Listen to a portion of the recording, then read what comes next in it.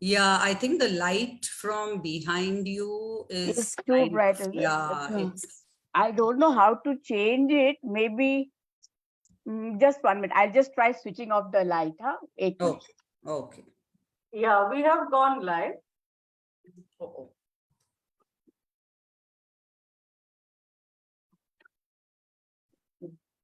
yeah, that's better. Okay. Good evening, everybody, and welcome to all of you. This is the last session of the Talking Films online discussion for the year 2022. And we have with us Professor Ajanta Sircar. She is not new to TFO. Nevertheless, it is my proud privilege to introduce her to you. She will be leading the discussion on the film ASTITVA. From July 2009 onwards, Ajanta has been a professor in the Department of English, School of Social Sciences and Languages, VIT University, Vellore. In August 2014 to June 2015, she was a visiting professor at the ICCR, Chair of India Studies, with twin affiliations at the Department of English and the School of Foreign Service at Georgetown University, Washington, D.C. Ajanta has a PhD from the University of East Anglia, Norwich. Her dissertation professor was Laura Mulvey. In October 2006 to October 2009, she was a fellow at the Indian Institute of Advanced Study, Shimla. And from June 1998 to June 2001, she was a fellow in cultural studies at the Center for Studies in Social Sciences, Calcutta. Her primary research interests are in the area of critical theory, especially psychoanalysis, and post-colonial literatures. Ajanta has published 2 books, Framing the Nation, Languages of Modernity in India, and the category of children's cinema in India. Her 3rd book, an edited volume with her VIT colleague, Dr. Srijit Verma, Contagion Narratives of the Global South, is forthcoming from Routledge. Welcome, Ajanta, and over to you. Geeta, thank you so much. And thanks for such a warm welcome that I've had at TFO over this year and a half that I've been part of this. And thank you to everybody who's made the time to join today. So when Geeta and Nikhil initially pitched the idea of me doing a session, the film was chosen initially on impulse. I knew at that time, I did not know that Saundarya had chosen 4 films and they were all set in the Western context. So it's a nice, it turned out, completely by accident to be a nice kind of, a concluding session to be set in Bombay. But I knew at that point that I didn't want initially to do a kind of film analysis. I was more interested in talking about star images and what happened. So the initial kind of the comments that I want to start the discussion with are really around two major questions.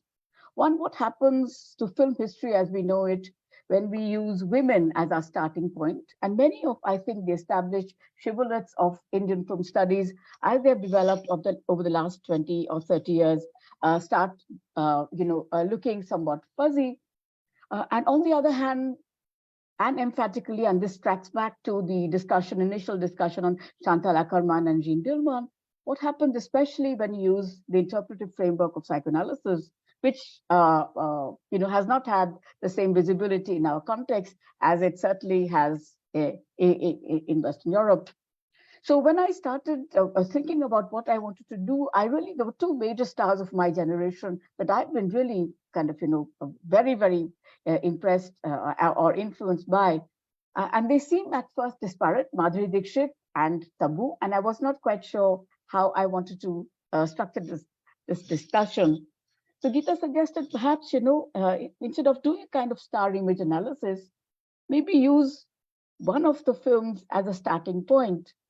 So I'm going to use Astitva as a starting point. But again, as I said, this was a film that was chosen on impulse. And I was also discussing with Nikhila yesterday. I only realized that it's now almost 20 years old. And in the midst of the kind of hectic VIT schedules, I remember that this was a film that had touched me deeply.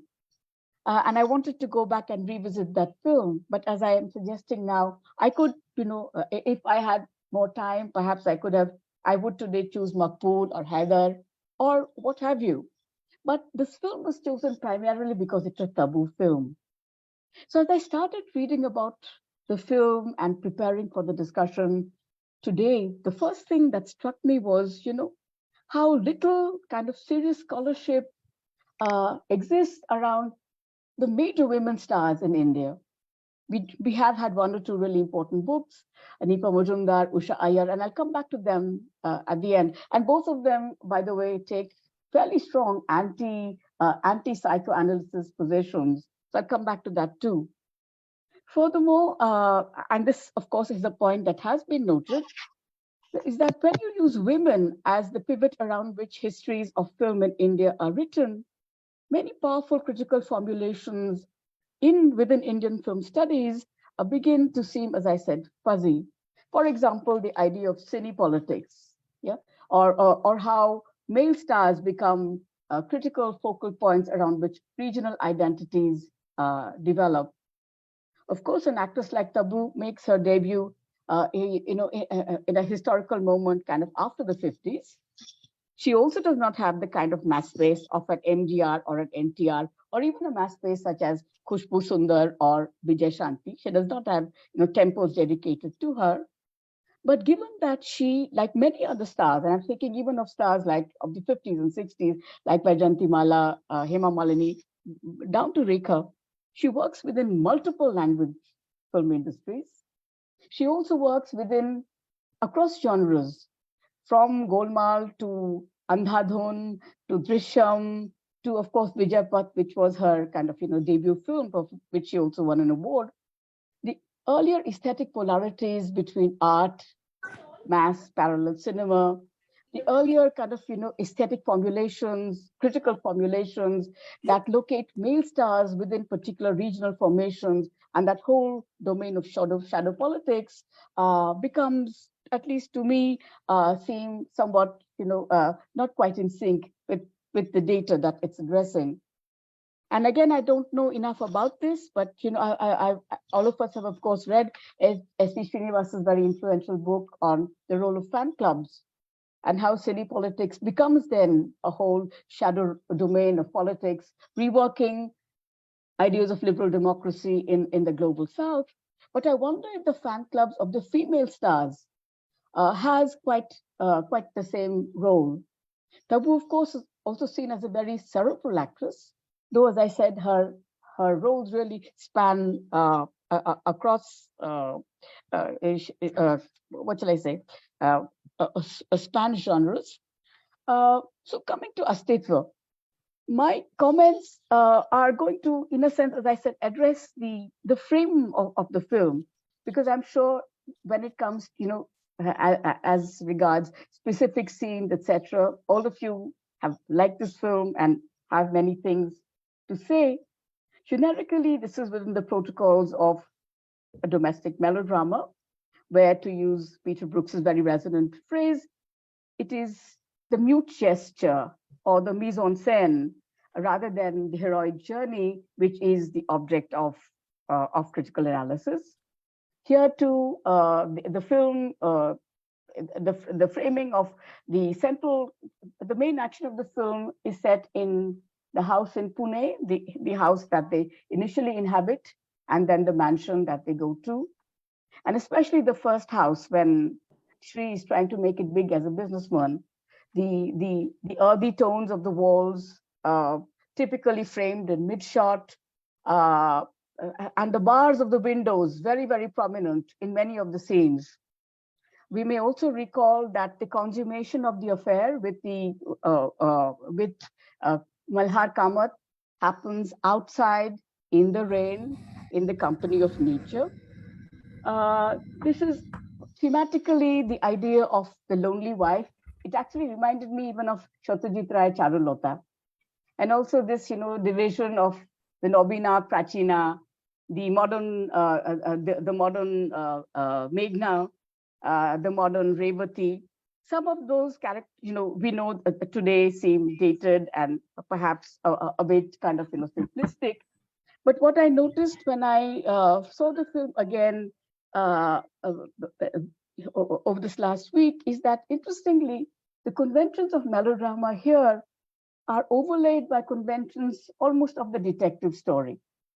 So the film begins with a lonely man walking on a road, cuts to Hubli, cuts to airport, cuts to the mansion. The husband himself, of course, very much in the spirit of the detective, reconstructs the scene of the crime from his diaries. The crime, of course, that being of transgressive desire. The narrative is not a linear progression, but constantly uses flashback techniques. So these were, and going back to, Mulvey's famous formulation of on afterthoughts on visual pleasure narrative cinema, what happens when you use a dominant female point of view? So the film opens on a road as this man, a dying man, and the mise en scène builds up here, walks into that house. There are no dialogues in that scene. He's writing a will, obviously, but there are no words spoken. And with the expression of the lawyer's face tells us that there's something not quite normal. The film, however, here ends, and because it's a dominant a female point of view, not with a resolution, but similarly the woman walking out on the road. And this is Tabu, aided by Revati, as she walks out of the house, bourgeois domesticity, name of the father, and she rejects both Malhar's arrogance, by which she's able to kind of, by which he designates her as the heir of the property, as well as, of course, Shri. So I was thinking here of Mulvey's afterthoughts on visual pleasure narrative cinema, and also femininity as masquerade, Mary Ann Doan, etc. But in the end, as I said, I want to track back to this fantastic month of discussion that we've had over what actually constitutes women's cinema. The preoccupation with women in film, their histories, their stories, their images. And I especially wanted to use here a very, very resonant concept of hauntings that's been theorized by the psychoanalytic theorist Stephen Frosch. So as you know, and here I just want to make a fleeting reference to Shirer's book on female stars.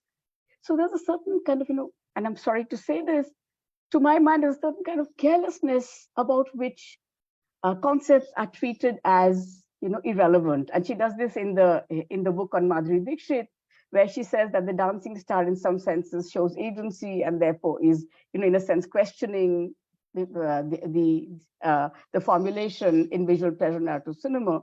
So I think the visual pleasure narrative cinema was itself a much more nuanced essay. Agency, I think, needs to be rethought.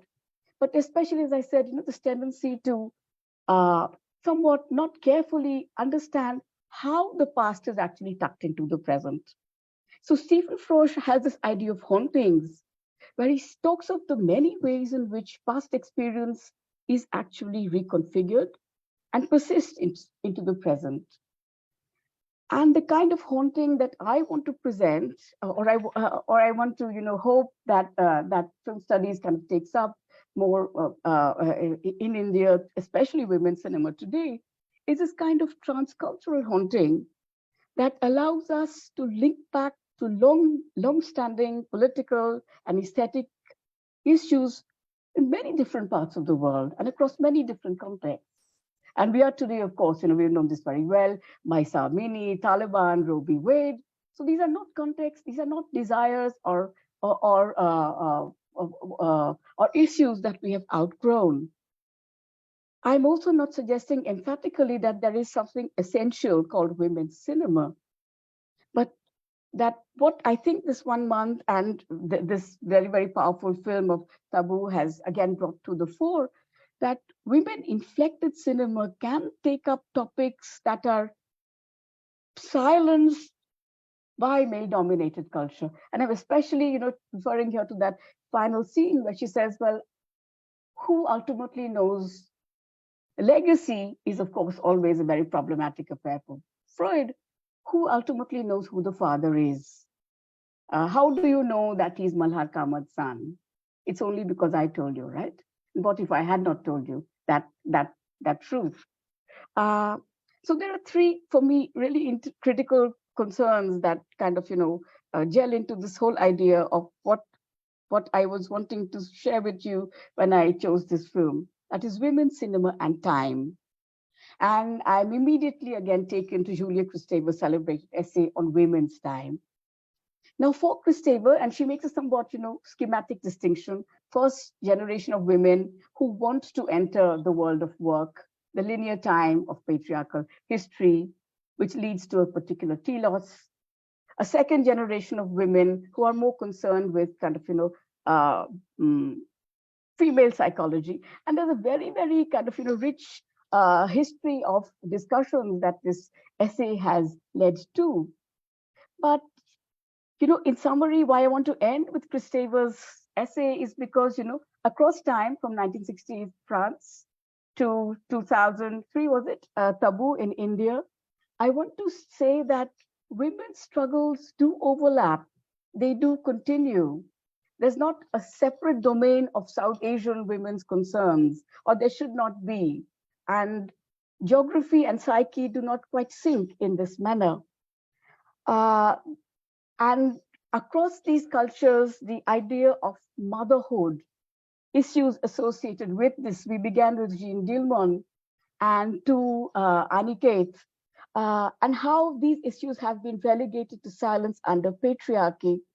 So while there is, and I'm wondering, and I want to end with, again, as I've just signposted these really significant theorists, essayists who might help us to think of a feminist cinema today, while there is something very specific about that experience of motherhood to which all of these films across these decades and across these settings gesture to, I'm suggesting what's really important about them is that the muteness of the motherhood can also be used in some ways as a metaphor for the many hauntings and for the many people who have been forgotten by history in the world today.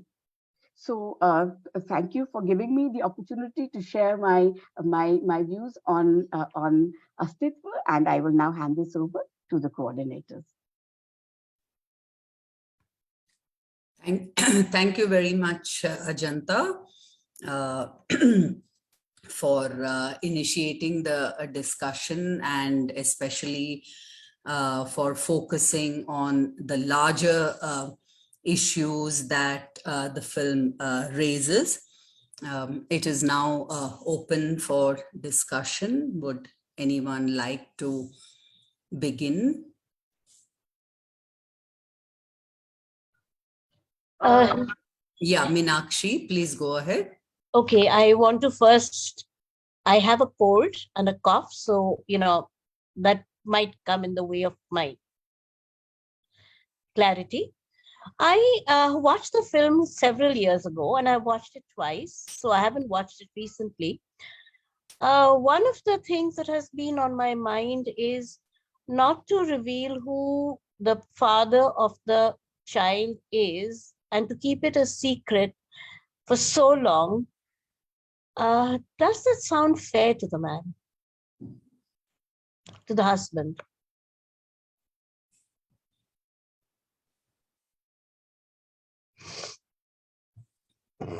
Okay.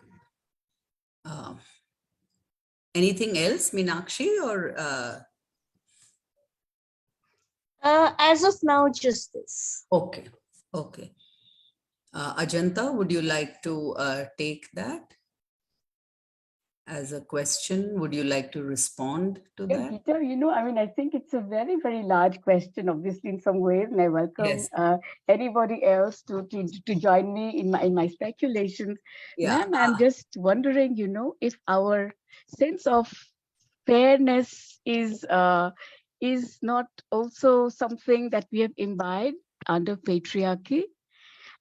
She does want to reveal to him, if you remember the scene when he comes back, she does want to reveal to him what happened, even within the narrative. She refrains because he's so happy. She does not, and she knows that he's not strong enough to face up to the truth.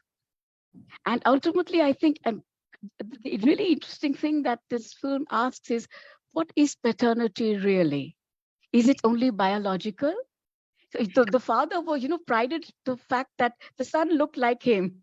And suddenly at one go, he says, I have nothing to do with you. Although at the end, there is a kind of reconciliation and he puts his hand around the son. So I think the ideas of what, as I said, the ideas of what is motherhood, what is child rearing, and he has, of course, had many, many affairs. We don't know what happened out of them. He just says, I didn't bring the seeds of them home. So the film, to my mind, is problematic, man, because it's very simplistic. It's telling us who the bad guy is. I think a film like Makbul or Haider is much more kind of amorphous and fuzzy. So that's my response. Geeta, Yeah. Nikhila, yes, would you like to? Yeah, actually, this is a question that came to my mind also as I was watching it.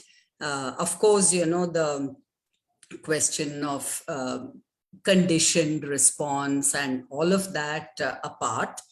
I was just wondering whether, she actually made him live a lie, and so to that extent, one can understand his shock and his initial response of rejecting the child and all of that. But you are right when you say that it raises these larger questions of paternity. And I'm also reminded of a recent play that I saw in Hyderabad, which was, directed by Tarkeshwar. And that also deals with this whole question of paternity. What does it mean? And, what is the meaning of fatherhood and how important it is, and all of these questions.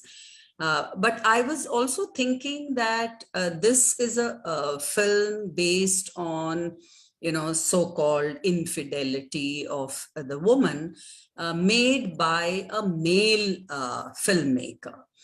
So, considering that, I thought it was a fairly, sensitive portrayal, and which kind of delineated the woman's point of view.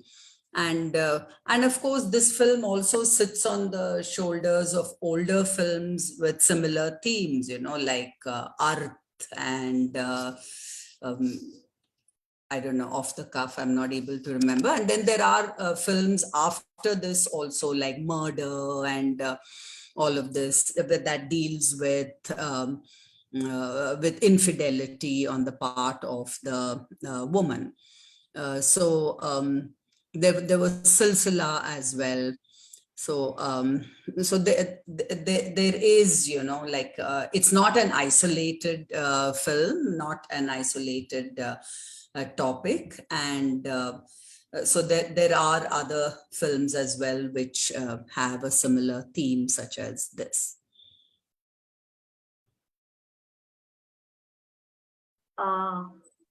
Yeah, Nikhila. Yeah, please. Yeah. Ajanta, thank you so much for flagging so many issues. I hope we'll, really have time to kind of elaborate on some of these issues that you have brought up for discussion. One very important issue is the issue of female stardom, and how a scholarship has given a short shrift to this idea of female stardom. There's so much work that has happened on all these male stars, but with regard to female stardom, and also this idea, thanks for flagging again this idea about taboo and so many other female stars who move between film industries. So while the male star is tied to a region and a language, it is the female stars, as if we men are meant for circulation. So it's almost kind of mimicking that women's role is circulation. So female stars too gain value in circulation rather than being tied, as opposed to male stars who are tied to a particular language and a region. Also, maybe we could talk a little bit about how the presence of taboo in this film I think it's so important in terms of justifying what is difficult by any cinematic standards to kind of relay. That is the dignity with which she acts in the closing scenes of the film. The quiet sense which kind of pervades, and the many hues and shades that she brings to the character through her acting. I thought that is wonderfully well done.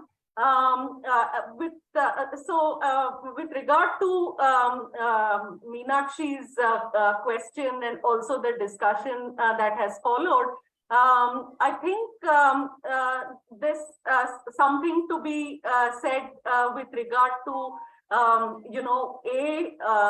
this whole question of paternity and patrilineal, really. So what is a son good for a man? So it is really, as to continue the line of the patriarch or whatever. So, and also the sense that you have to ensure the purity of the line. And yet we know that paternity is only a fiction. Right. So what, as Aditi says at the end of the film, it is really something that gets revealed in whatever sense one may call it a revelation, that this has been clarified only because she has said, admitted to what has happened. I don't think, to me, that was a very important, element of the film. What really, I find the film quite difficult to watch, partly because of the kind of what is it? The sense of entitlement that the man takes upon himself, to kind of publicly, or not so much publicly, but to kind of start the interrogation process. It's something that really disturbs me a great deal about the film.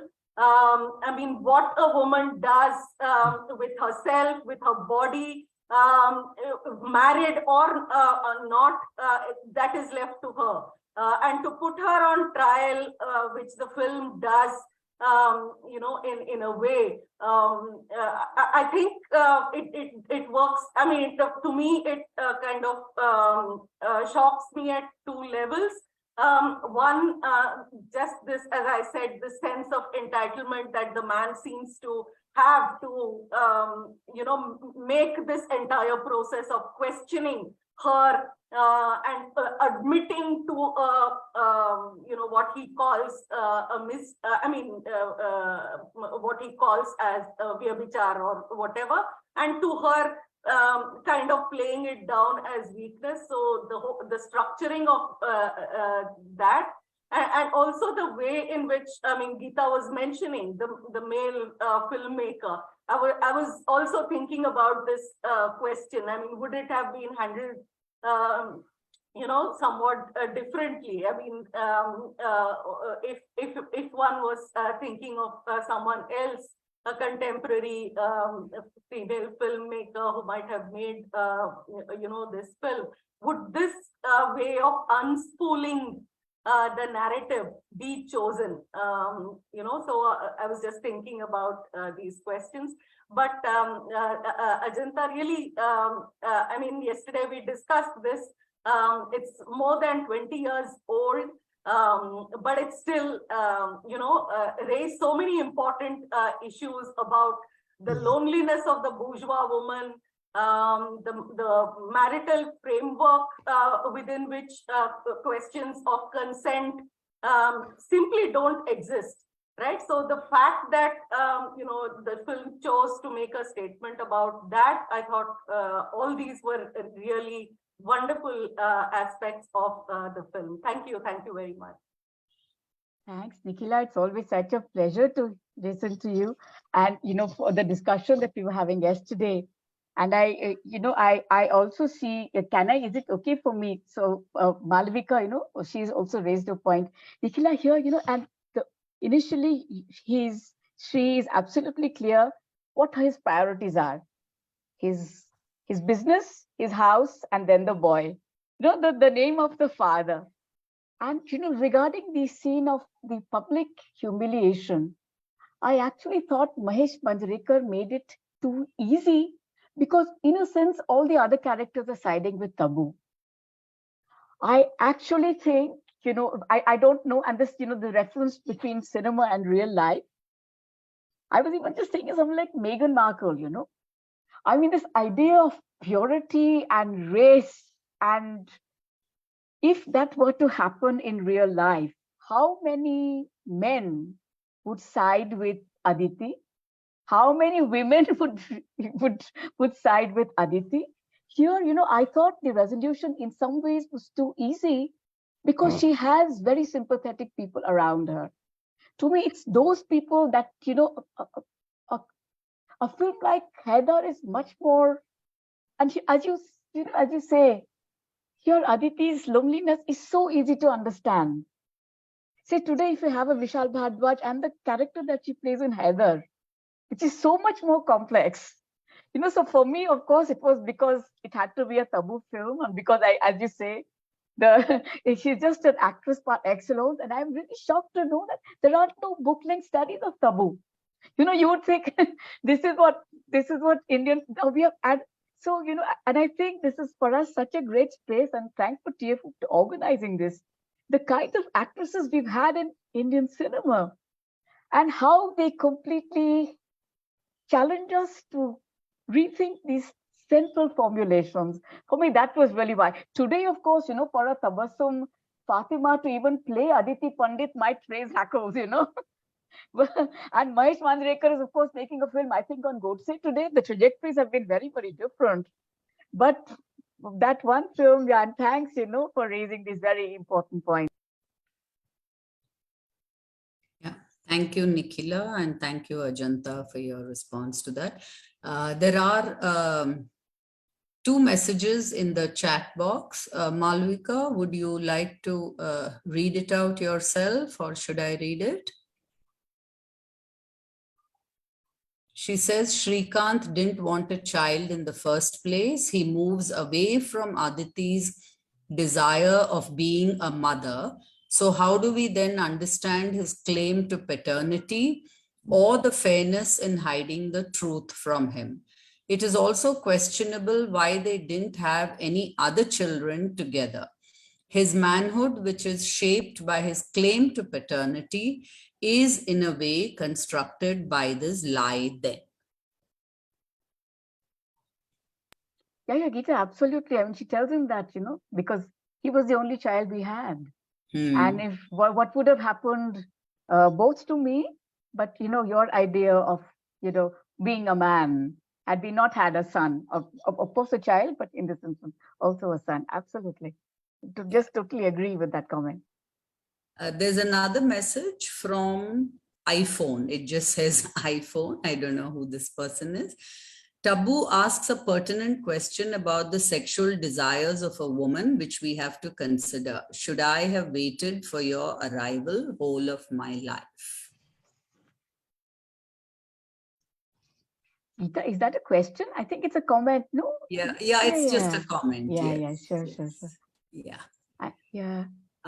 Anyone else would like to say something, raise a point? Can I just say something? No, there are on this panel, my teachers, Professor Jayanti Dimri, my dear friend Jayashree, she's from Himachal University, and my young alumnus from East Anglia, Shravya. So I'm so delighted that they all took the time to join, and I would, if they have anything to say, I'd be so happy to hear. Hi, Ajanta. Jayashree here. Yes, hi. So I have, I don't know, an observation, I must say, about that movie. Generally, we see artists and people who are more leaning towards music, dance, literature, who end up having, I don't know, maybe I'm being stereotypical, but they have, because they go with their heart, they follow their heart. All right. So my question is, if Tabu had not been a classical singer, if she had been a corporate, person, what then? So you're asking some really pertinent questions about the role of humanities in the world, the role of aesthetic education, how that really broadens our mind, Jayashree? So you're not confined within these very, very restrictive notions of bourgeois morality. Yeah, absolutely.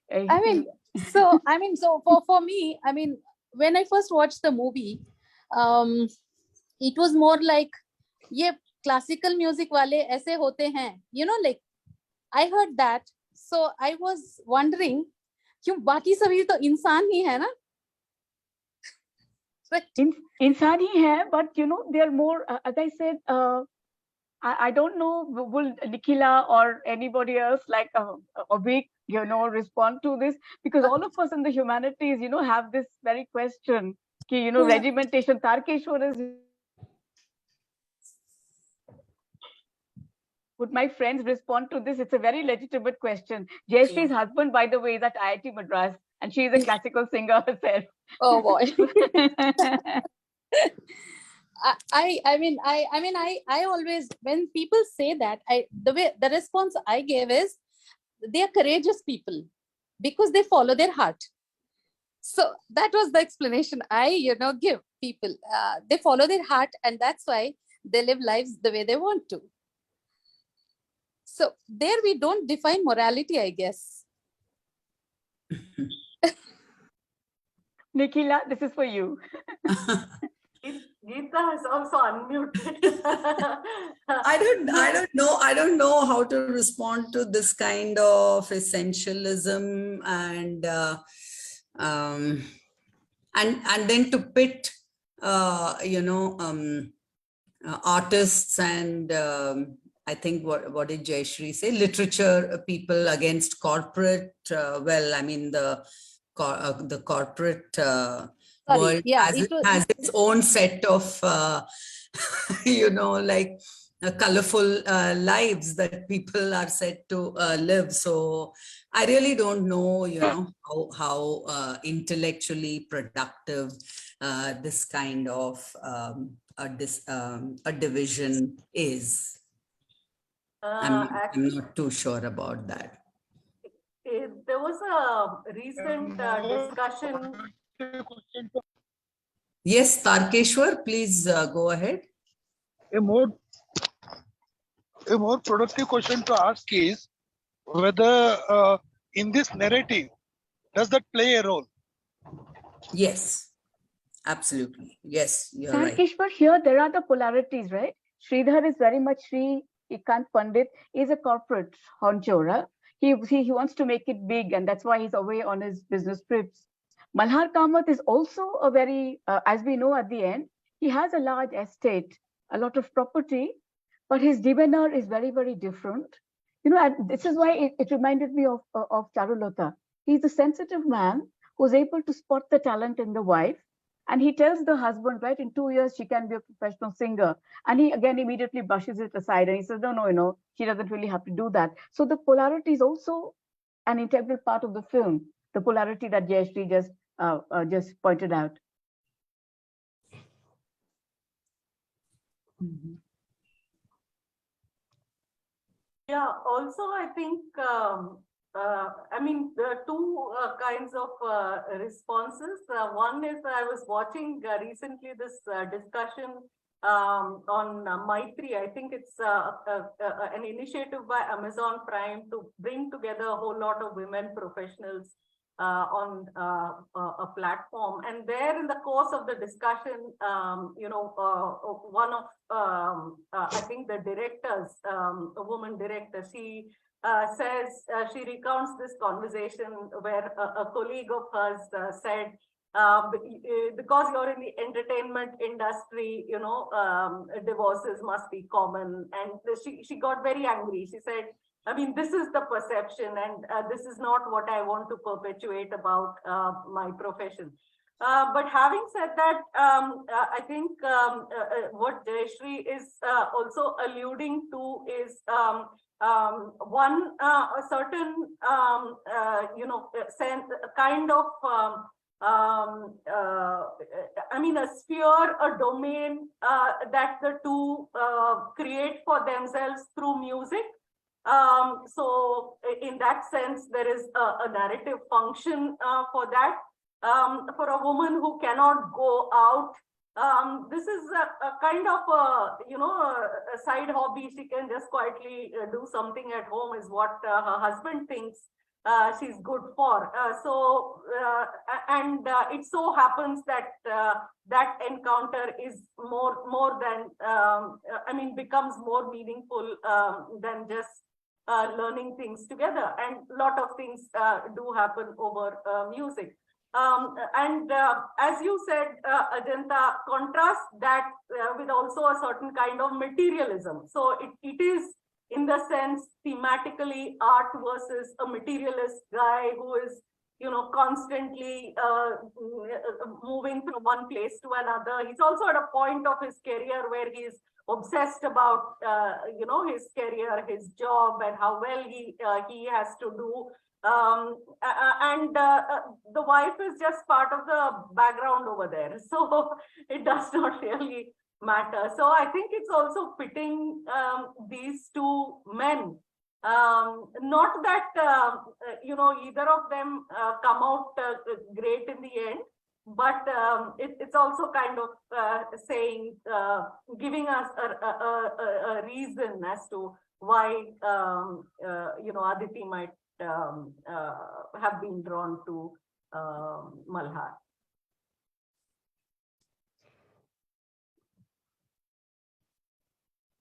Thank you, Nikhila. Any other responses?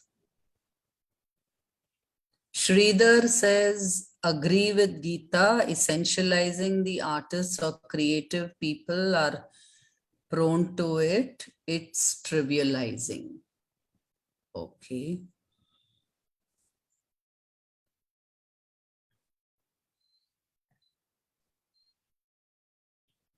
Yes, Abhik.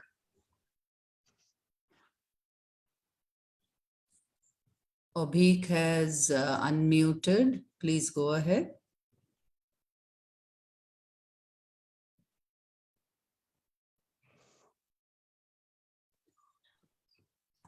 Can you hear me? Yes, we can.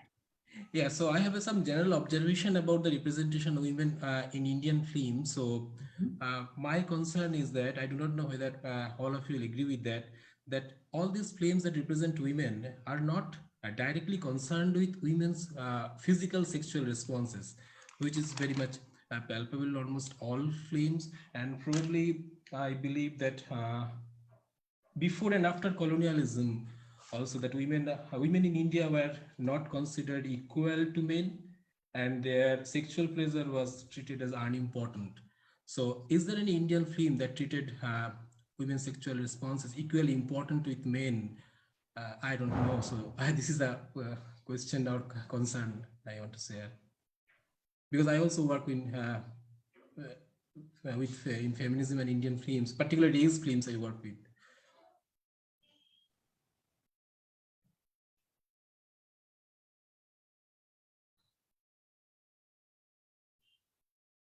Gita, may I? Yeah, please go ahead. I was thinking of, say, the really strong films, as you mentioned, like Arts, Smita Patil films, I'm forgetting the names now. Film like Zubeda. We have had films that do talk of female desire, but I think also, this is how the very construction of the chaste bourgeois woman, no? And I'm going back to Patriarchy's formulation of the inside versus outside. Chastity becomes such a signifier of the good woman, no? Yes.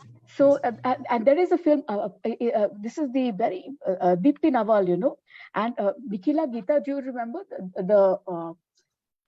even Orone Din Ratri, there are several, Apurnashen certainly, but I think they are not, and even within Hollywood, I don't know that mainstream Hollywood addresses questions of female desire in a kind of from a feminist perspective. Am I responding at all? Geeta, Nikhila, would you like to add to that? Obi, kindly feel free to respond.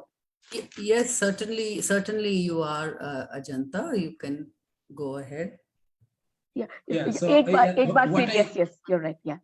Yeah, so what I saw that women fell in love and they have sexual experiences, but orgasm, which is so central to feminism, Western feminism particularly, were not dealt with properly. So that is my concern.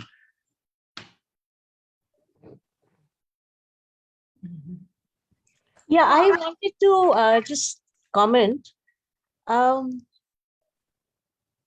In the case of this film, Tabu's desire for the singer may be seen as pure lust and hardly romance, because it happens at a time when her sister and brother-in-law are also romancing each other and go into a bedroom. So it just seems like trivializing this whole notion of romance and sexual desire right through.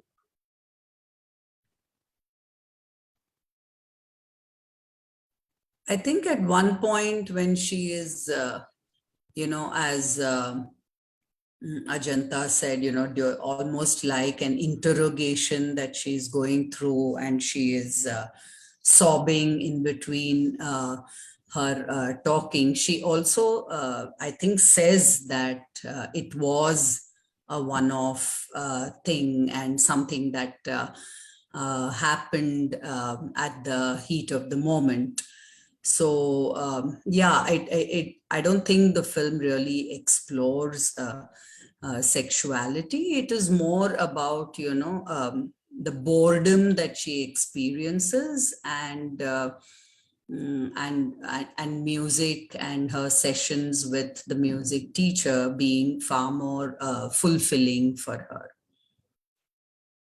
I'm thinking, I mean, could it have been anything else, given Indian cinema, Indian morality? It has to be kind of justified as momentary, as weakness, I mean, look at all the alibis that are given to her, that she actually says, when we were making love, I was thinking of my Thinking about you. husband's face, and so it's almost as if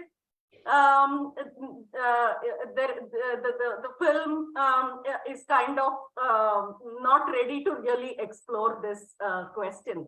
It is more interested in making it to some extent a moral issue. I mean, it's not unbearably so, but so that we don't judge the character too harshly. It's also important, given our own viewers and the way we look at such characters, that we don't judge. So there's a certain architecture of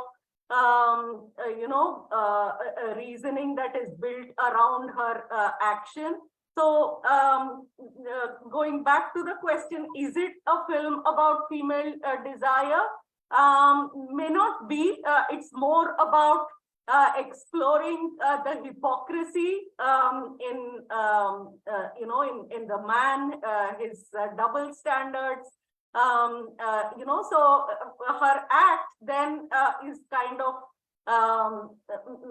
given a kind, I mean, it's minimalized. Its impact is minimalized by giving her all these kinds of alibis. That's what I feel. So it's not so much about female desire as much as exposing the double-facedness of the man, I suppose. I mean, that's Nikhila, how I read the film. Yeah, absolutely. I totally agree with you that these are alibis given. But even so, why can it not be one passionate moment of sublimated, love of woman for husband? So, I think that our expectations, because they are so conditioned by this monogamy, fidelity for 30 years, in which essentially a woman is trapped. So there's music, which is obviously something that she's passionate about. And remember, in several of the scenes, that's the only time we see her dressed up or coquettish. And even in the first song, he goads her to sing along. And you're right, it is an alibi. And I was just thinking, had it not been so, probably the film would have not got a release. But Meenakshi, to come back to you, I think it's also one, it's a film well ahead of its time, I think. And two, yes, the architecture is kind of is speaking to a construction of desire that probably is is the only sanctioned way that we can have that kind of a story. I don't know, so it's up to you and Geeta and all the other friends to comment on. Or probably because that men are socialized to believe that women's pleasure was only what Lawrence decries as sex in the head, an emotion that came only from pleasing men. Yes.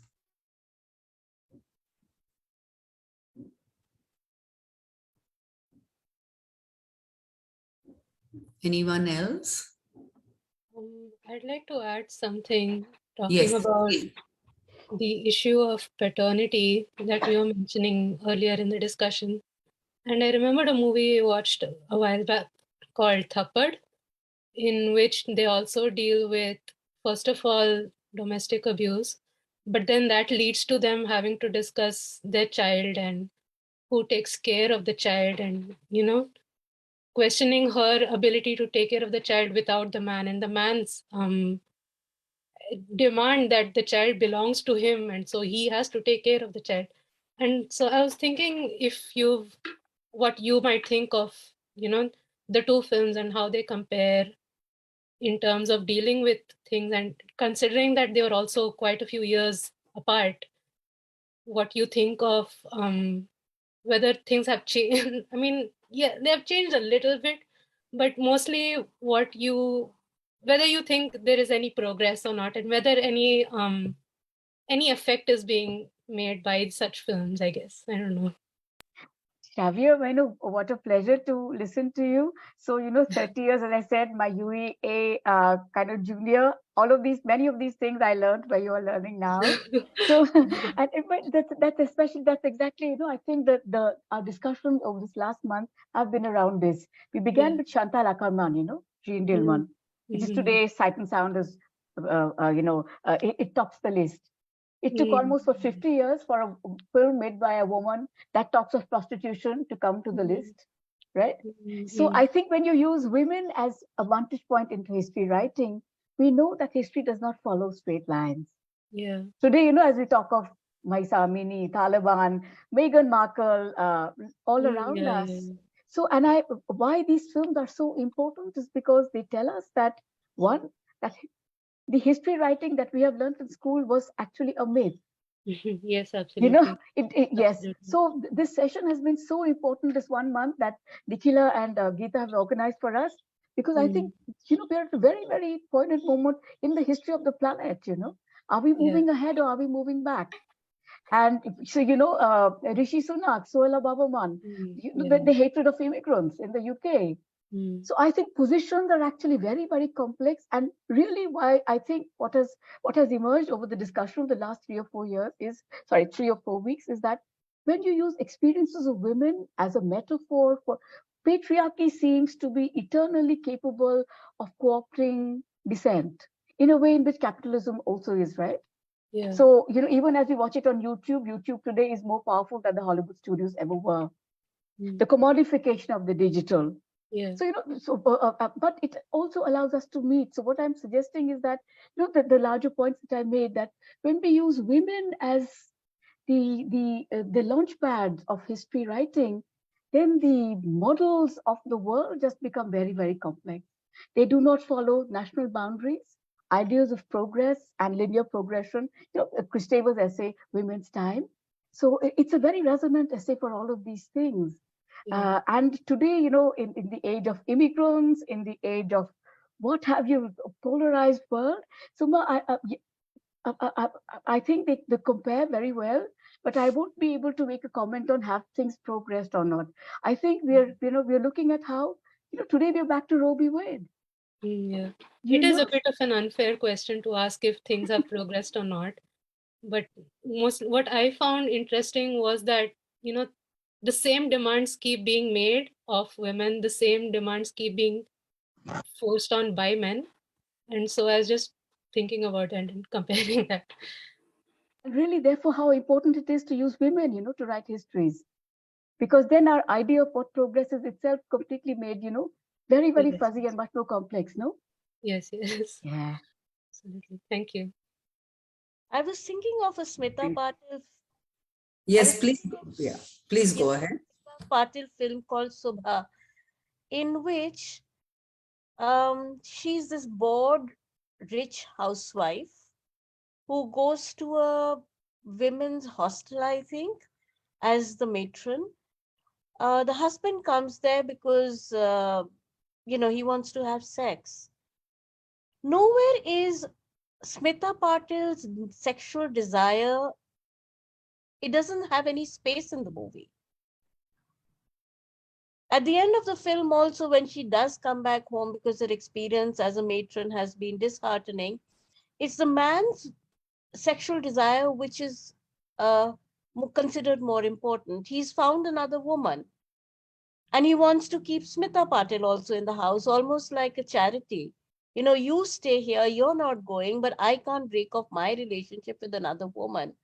So even a movie like with Smita Patil as the main character, women's sexual desire has been completely not just ignored, but belittled.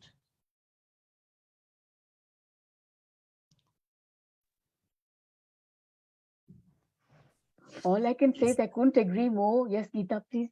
No, no, I was just saying thanks to Meenakshi for her intervention. And please go ahead, Ajanta. No, I was just agreeing completely. Absolutely. No, when women's sexual desire has figured, probably it has figured to make, some larger, moralistic point. If it has figured, otherwise, they're just, people who characters, women, female characters are those who are the object of desire. So they receive, they are the receiving end of male desire. So if it is in any film, if it is another way, it is more in order to show how she needs to be punished, for desiring something which is forbidden. Even in mainstream films like, Chandramukhi, Mani Chitratal, Chandramukhi, films like that. So you will use religion, science, or whatever to bring the woman back into the fold of the bourgeois family. So, yeah. I don't know if it answers Meenakshi's question, but yeah. Any more comments, questions? There's Lakshmi, there's Jennifer, there's Anuranj, Amit, VK Cherian, Jayanto.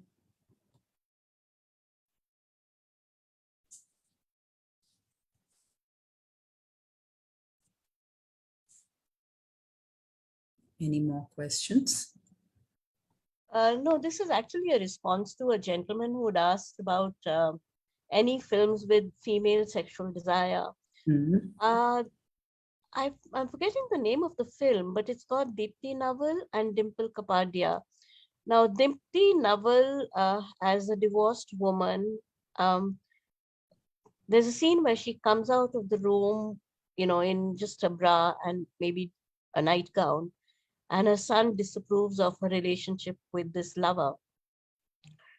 Dimple Kapadia's relationship, sexual desire is also shown, except that it's with a student. And the student, I don't think, is 18. Is that Leela? I think it's Leela, that's the film.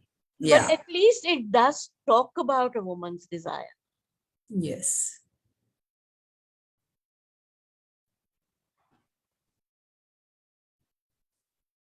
There was this Hema Malini film which talks about female desire. Not Rudali. Hema Malini and Naziruddin Shah. She has sex when her husband Vinod Khanna goes to Dubai or one of these countries, and comes along Naziruddin Shah, and then she has a child or is pregnant and wants to be ostracized by society. Okay. So it has been recognized, and that film did quite well.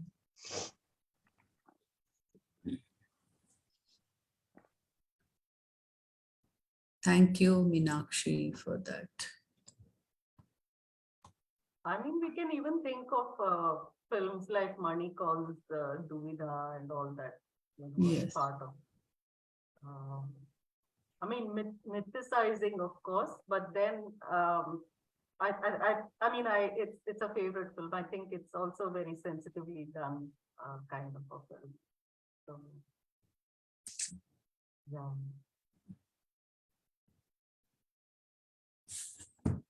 Nikhila, there's also the film, Ek Chadar Meli Si. Do you remember? Yes, That- yes, Chadar. Yeah. Rajendra Puri. Yes. yeah, that's what Meenakshi was referring. Yeah. No, I wasn't referring to that film. There's another film with Hema Malini expressing very candidly the need for sex. In Ek Chadar Meli Si, her sexual desire is repressed. Okay. And my another observation is that about race films, and that all the women who were involved in extramarital relationship, like Bimola in Ghore and Charulata in Charulata, all of them are childless. So is it to portray that motherhood is purely bliss and there is nothing weird about it?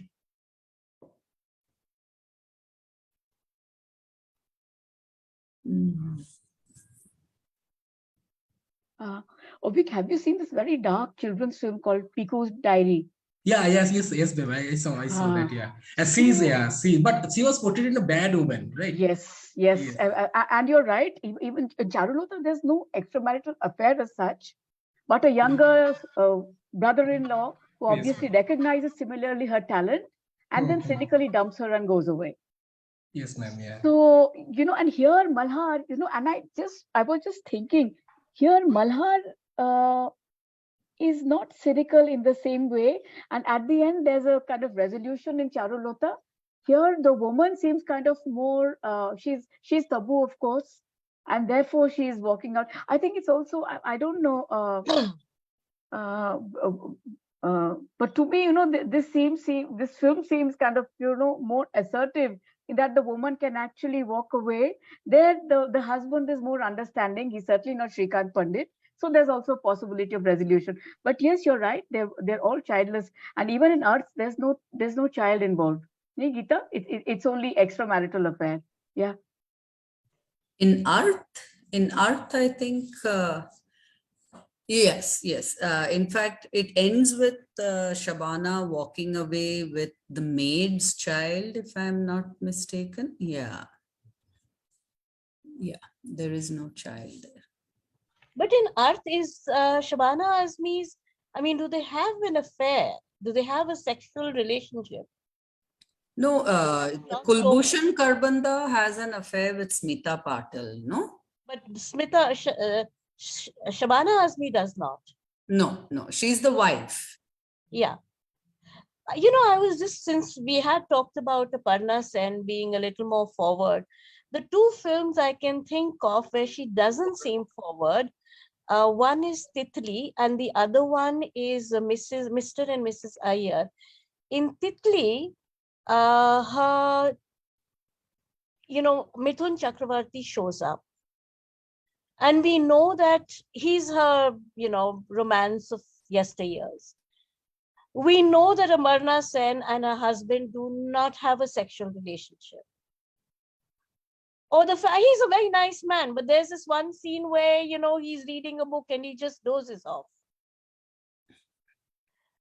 And the movie ends rather tamely with Aparna Sen reconciling with the situation, her daughter reconciling with the situation, and that's the end of the film. The other film, which, in Mr. and Mrs. Iyer, Konkana Sen and Rahul Bose, Rahul Bose. They have a romance, but at the end of the film, they're not even permitted a kiss. He wants to kiss her, but the kiss doesn't materialize. And the last scene is where she's holding her child and going away with her husband.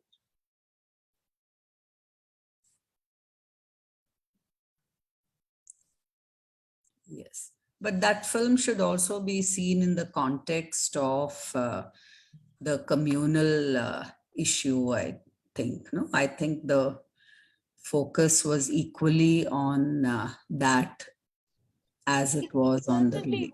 It certainly was. But then somewhere we're also talking about women's roles in all these.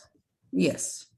So when you say somebody like her taking Mr. and Mrs. Iyer, the man taking on the identity of the woman and calling himself Mr. Iyer.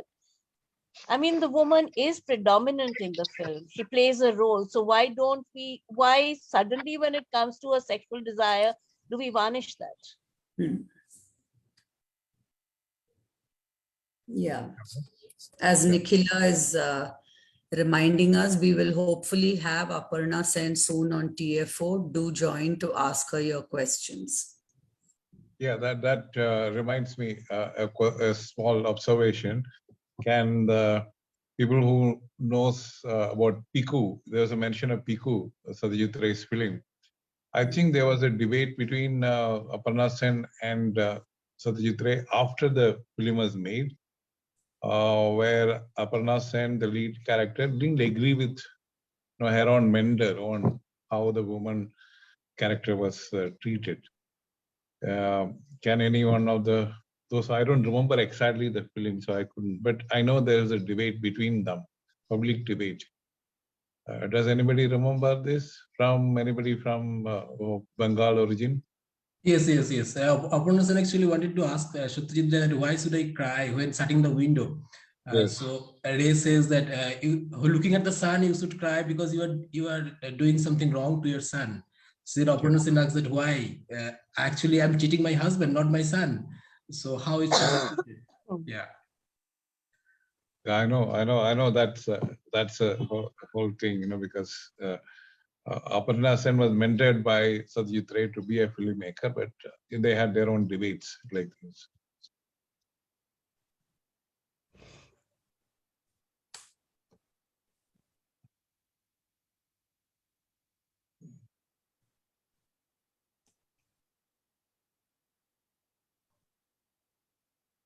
Yeah, that also brings us to the question of the role of the son in this film. He is also shown to have kind of, inherited these very typical patriarchal attitudes. And it is telling that his girlfriend, played by Namrata Shirodkar, actually leaves him and walks away with Tabu. So, you have these women from two different generations, and both in a way victims of patriarchy, and in a sign of solidarity, walking away together.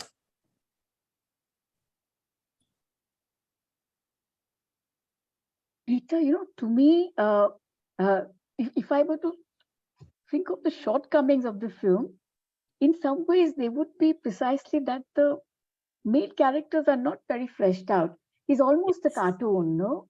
Yes. He has nothing to say, and all the women, in a sense, are on the right side. Yes, so it's beautiful how they bond, and in the end that she comes to take the scene where she says, "I broke off my engagement because of you." But to me, and I, as Nikhila pointed out, also I was really struck that this was Mahesh Manjrekar making the film, because if you think of the road historically that they walk on, and if you think of the road that Mahesh Manjrekar himself has walked on since then, so and you're right. So this question of patrilineal and who is really whose son. So in every sense, Aniket is Shrikant Pandit's son. In the way that he describes himself as a man, his own, the fact that his girlfriend should not also work, or really what's the big deal, Yes. and all of those things, Yeah, you're right. One aspect that it kind of made it seem to me, made the film a little dated to me, was the plot device that is used to kind of delay telling us, why the prospective daughter-in-law breaks off the engagement, and how she comes to take Aditi away. So it's kind of their telephonic conversation, and also the conversation between the engaged couple is not so we don't hear the dialogues, we only see them. So I thought it was a somewhat, to me, it was a somewhat dated way of kind of, and also somewhat melodramatic, heightening the melodrama, and also not very convincing or plausible, the two walking away. There's nothing really set in the film to build it up, build this kind of a bond. When she says, for instance, when the daughter-in-law to be says, I will continue to work, there is no support from Aditi. In fact, she's not even there in the picture. So, there's no attempt to consistently make this plausible, in terms of the plot of the film. So it kind of, when it comes, it seems pretty far-fetched, just a way of, bringing in a resolution. Yeah, and also in some ways reposing faith in the younger generation, vis-a-vis women of the younger generation, not of course the son. Yeah.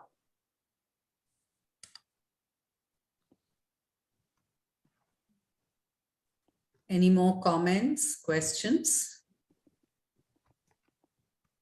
Yeah, I just want to mention one film that is Female Misbehavior, 1992 by German filmmaker Monika. It has some contrast. Sort of not a lot of film, sort of documentary. So it shows something different. In gender studies class, I sometimes teach it. Female Misbehavior. What is the film about, Obik? It shows that female desire directly and that orgasm. So with some Western films that dealt with this thing in contradictory to the Indian films. So that is very striking to me. I do not know any of you have watched it. No, at least I haven't. Yeah, Female Misbehavior, 1992 probably. Okay.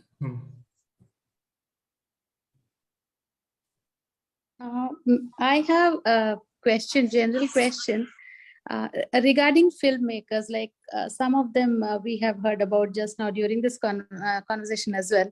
Some sensitive filmmakers, did they possibly, change things in the film just to cater to the Indian audience, keeping that in mind, like chalega nahi chalega, I mean things like that, or were they fearless and they did? Even Astitva, could he have made it any differently, or uh, like the men were like non-existent, or reduced to nothing, or did he want it to be? Why can't we have a very strong I mean, did the filmmaker think of having a strong male character as well, and pit a very strong female character against, and or have they just fallen to the demands, in quotes, of Indian audience, and sort of made it a little subdued, made it a little sober, milder, because they think Indian audience is not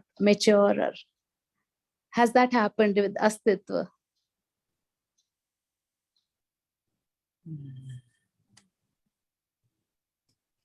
Kila, Geeta, you guys see many more films. Would you like to? Yeah?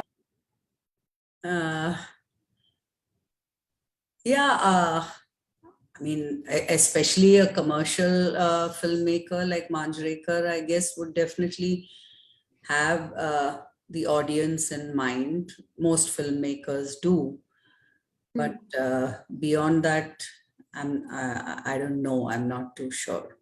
Okay, thank you. There is a point that Sridhar has made in the chat box, Geeta. Sridhar, I'm not able to see it. Oh, sorry. He says, Sridhar, can I read it out?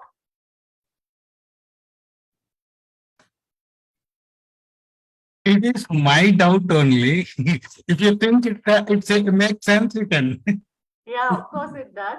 So Sridhar says when Tabu, the character played by Tabu, tries to confess to the husband, he doesn't pay attention. But when she receives the property, that's when the doubt comes up. Really, I mean, it seems like, the diary, all these are plot events that kind of feed into the doubt. So certainly, I think what Sridhar is saying is quite valid. That initially it's a non-issue. He doesn't even pay attention. But with the coming of the property in his wife's name, not that she pays too much attention to it either, but it worries him more than it concerns her. I would think, yes.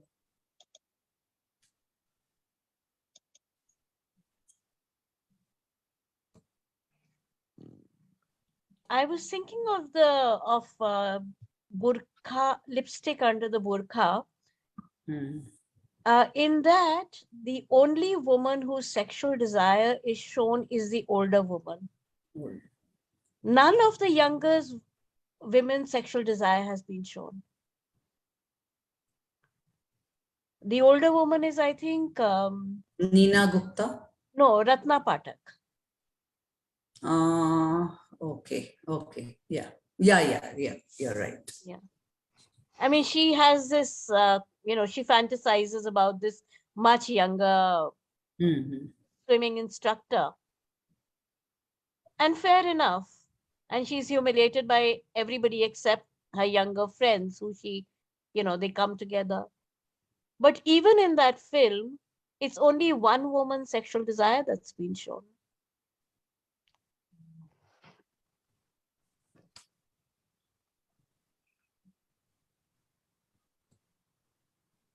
although Meenakshi there, by making an older woman, that's also in some ways, I don't know. So everybody else will be able to say this.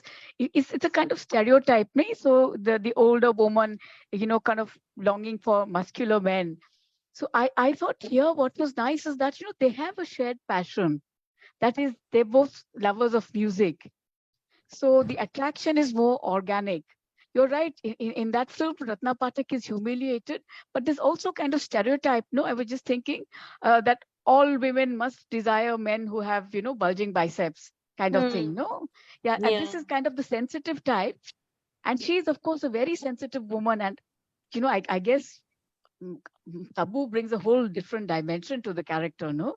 So how beautifully she plays, yeah. And Ratna Pathak also a great actress. But do you think that stereotype holds or not?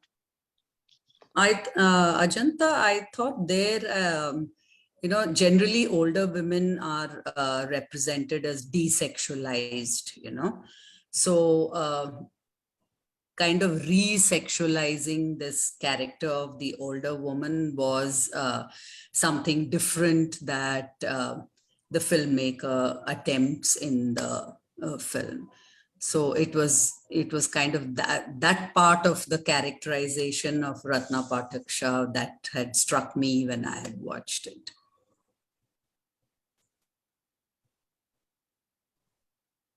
I was thinking, I forgot, the name of the film will come to me. Konkana Sen's husband is, he does Desexualized, and husband is, he does desexualized, and husband is. What is happening here? Yeah, I have. Yeah, Sridhar, you had. I think you had unmuted. Did you want to speak? I kind of muted him. Yeah, please go ahead, Sridhar. No, nothing. I thought of listening to Ajanta's narration, trying to track it on the Facebook. Sorry. Okay. And I think VK Cherian had unmuted. Would you like to say something? Yeah, I had a point. Yeah, please go ahead. Please go ahead. Commercial films and the reality which it portrays.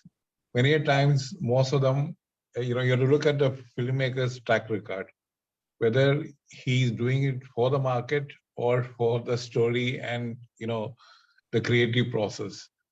And as I see that even some of the the mid-road directors like Mahesh Manjrekar, they're more guided by the commercial and the popular interests or popular imagery than the creative process. Of course, they have an underlying thing which is going.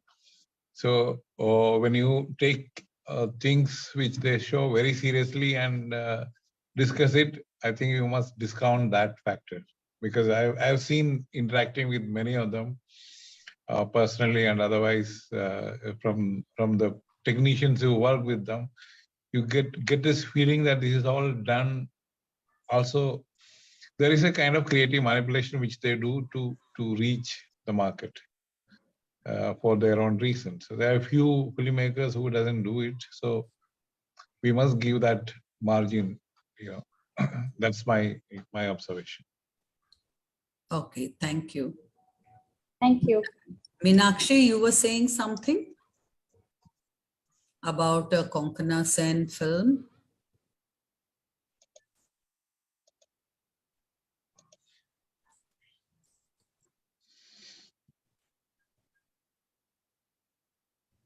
Okay.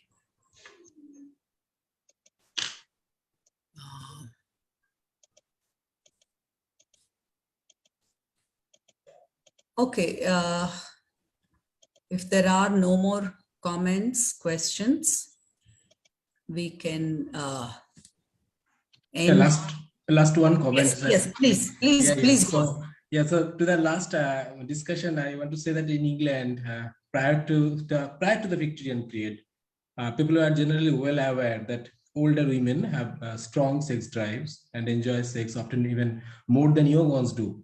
This is shown in dozens of texts, like, for example, Chaucer's famous story "Wife of Bath" and many Restoration and 17th century plays. Even in Shakespeare's plays, for example, Taming of the Shrew, Antony and Cleopatra, Titus Andronicus, this has been shown that sex and postmenopausal women, but it is considerably absent in most of the Indian films, isn't it? Yeah, even in Masaba, I mean, Masaba has sex with so many men, not Neena Gupta. Yeah. Neena Gupta is in a long distance relationship with her husband, but one doesn't hear about her feeling even sexual desire for anybody, let alone having sex.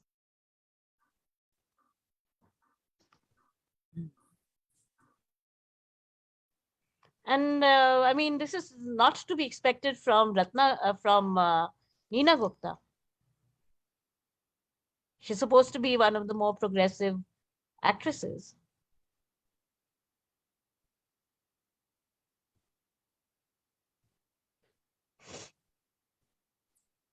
Did she make that film? I'm not able to recollect.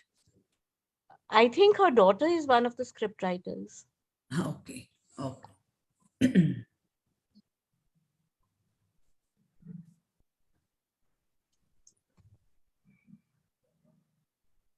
Would any of the others like to add to the interesting debates that have been going on?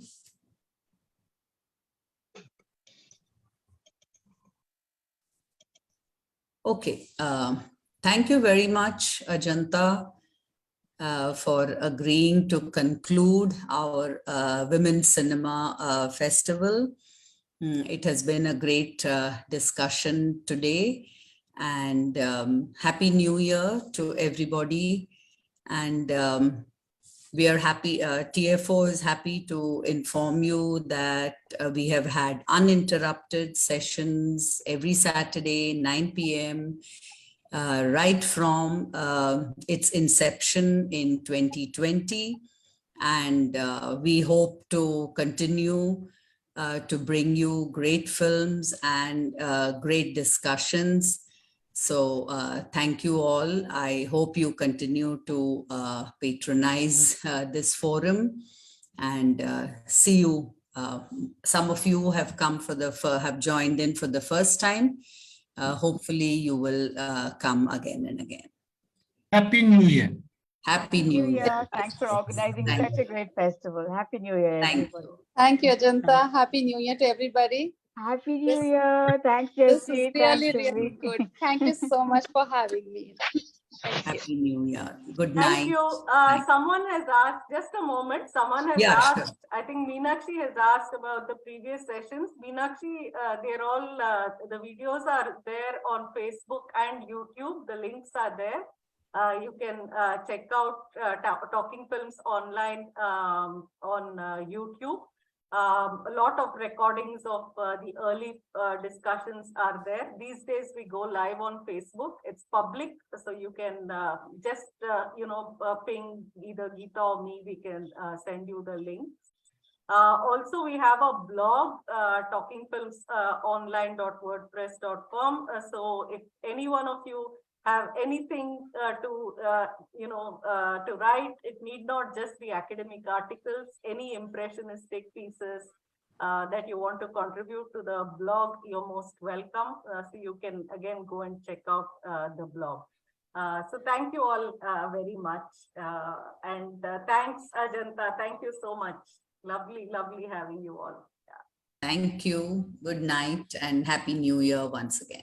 Thank you. And Thank you you. can Same join to you. us on WhatsApp so that we can keep you updated, Meenakshi and all the others.